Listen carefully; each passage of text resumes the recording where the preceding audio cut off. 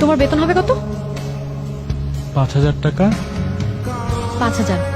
আচ্ছা, ভালুকাতে একটা এক রুমের বাসা কত হবে? ১,৫০০। ১,৫০০ তো হয়ে যাবে।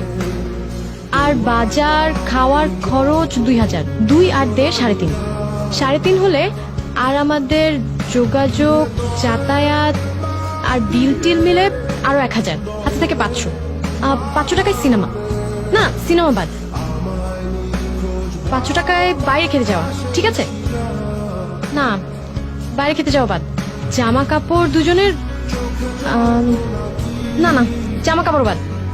একটা কাজ করব, তুমি তো ইন্টারমিডিয়েট 3rd ক্লাস, আমি তো 1st ক্লাস। আমি একটা চাকরি নিয়ে নিবো ভালুকায়। হ্যাঁ, তোমার স্কুলে তো হয়ে যাবে, তাই না? তোমার ৫,০০০ আর আমার কিছু, ব্যাস দুজনে হয়ে যাবে। চলো। কোথায়? ভালুকায় চলো। তোমার তো বিয়ে। হ্যাঁ, বিয়ে।